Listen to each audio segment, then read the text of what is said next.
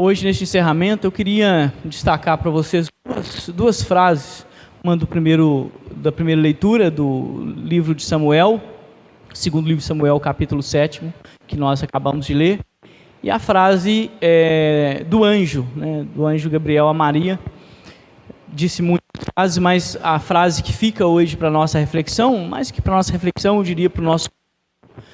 E aí o convite é que vocês possam ir repetindo essa frase no coração durante o dia. Para Deus nada é impossível.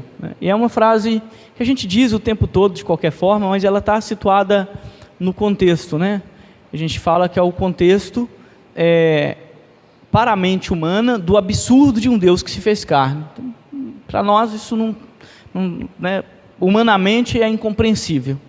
Por isso a gente chama de absurdo. E por isso Maria se assusta e o anjo disse, não se preocupe, porque isso que é impossível para você, para Deus não. Para Deus nada é impossível. Tem uma discussão lógica aí no nosso português que essa frase não deveria ser dita, porque o nada é meio complicado, mas não vamos entrar nisso agora. Deixa isso para o pessoal formado em letras, depois eles discutem isso. Mas enfim, para Deus coisa alguma é impossível. Para Deus coisa alguma é impossível. Então, guardem essa frase aí, que ela é importante para a gente. A segunda frase que eu quero trabalhar com vocês, mais do que trabalhar, deixar aí como reflexão, é uma frase que é dita por Deus para o profeta Natan, mas é um recado para Davi, no contexto da primeira leitura. A primeira leitura é uma narrativa do livro de 2 Samuel, capítulo 7. Depois que passa o tempo dos juízes, vamos pensar assim a história, Depois que o povo de Israel sai do Egito, fica 40 anos no deserto, entra na terra prometida, então passa o tempo dos juízes, tem aquela briga, entre Davi, e Saul, e Davi acaba ganhando essa briga, entre aspas, essa guerra. Então ele fica como rei de Israel, vai para Jerusalém e lá manda construir um palácio digno de um rei, um palácio de cedro. Então ele está lá no palácio dele, um palácio luxuoso, e aí de repente, vamos imaginar aí a história, ele olha pela sacada e vê que a arca de Deus está numa tenda. E aí ele pensa, como pode eu que sou simples rei, morando num palácio de cedro, e a arca da aliança ainda está numa barraquinha, numa tenda. Aí ele tem a brilhante ideia, vou fazer um palácio muito melhor, para o meu Deus, vou construir uma casa para ele. Aí Deus manda um recado debochado, toda vez que aparecer nas escrituras, Deus debocha mesmo da nossa cara. Toda vez que aparecer um recado debochado de Deus nas escrituras, preste atenção, porque esse deboche vale também para vocês e para mim. Aí Deus vai dizer assim para Davi, você vai construir uma casa para mim? Sério que você está falando isso? Que você vai construir uma casa para mim? Você que eu tirei lá do pasto, que estava cuidando das vacas, das ovelhas, e te constituí rei, agora você vai construir uma casa para mim. Olha que interessante. Então você vai construir uma casa para mim. Digo, não é assim que ele disse, mas é como se dissesse, não preciso dessa casa, e te digo mais, sou eu quem construirei uma casa para você, e não uma casa que vai ser destruída, porque o templo de Jerusalém foi destruído, não uma casa que vai ser destruída, uma casa que permanece para sempre. Por que esse deboche vale para a gente? Porque tem muita gente querendo construir casa para Deus por aí afora, como se Deus precisasse, dessas casas, Entenda como vocês queiram viver, Atualizando, tem muita gente querendo construir igreja, tem muita gente querendo salvar a igreja, como se a igreja precisasse da sua salvação. Meu irmão, a sua crítica não vai salvar a igreja nenhuma, você é que precisa dela para se salvar. Tem muita gente pensando que vai salvar a igreja com a sua postura. Bobagem, arrogância. Você vai salvar a minha igreja? Olha só, você. Você resolveu então agora que vai ser o salvador da igreja. Ó, interessante, hein? Igual Davi, vai construir uma casa para mim. Menos.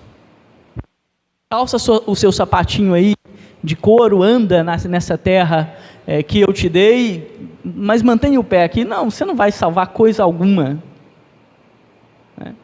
Por isso que esse deboche, né, entre aspas, de Deus em relação a Davi é importante para nós. Porque ele purifica a nossa intenção, purifica a nossa relação com Deus, mas também dá na gente um tapão na cara. Porque assim como Davi, muitos de nós temos a certeza absoluta que Deus precisa da gente. Deus é um indigente, tadinho, está lá numa tenda, vamos construir uma casa para ele. Aí ele vem com essa profecia e dá em Davi um tapa na cara, né? Ele sente este tapa na cara, né? Aliás, Davi, a gente fala muito de Davi, mas Davi foi um homem muito interessante, né? Tomou muitos tapas na cara de Deus, né?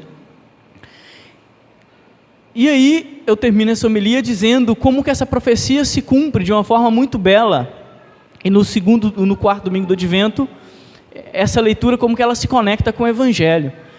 Vocês lembram que Deus tinha prometido para Davi que ao invés dele construir a casa para ele, que ele construiria uma morada eterna? Lembra disso? E o que acontece no Natal? O cumprimento da promessa de Deus a Davi.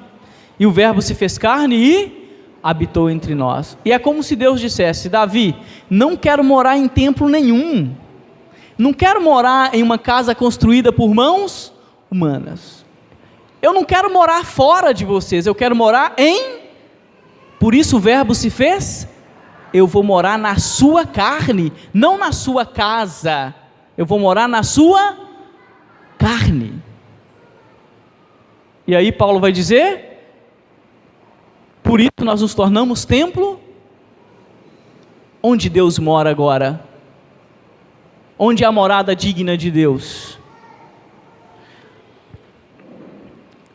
Pode parecer um tiro no pé, mas eu vou dizer, vocês podem dar o dinheiro que vocês quiserem para a igreja, vocês podem devolver o dízimo de vocês o tanto que vocês quiserem, se vocês não valorizarem a primeira morada de Deus, que é o corpo de cada um que está aqui, o seu próprio corpo, o corpo do próximo, nada vocês fizeram pela morada de Deus, coisa alguma vocês fizeram pela morada de Deus.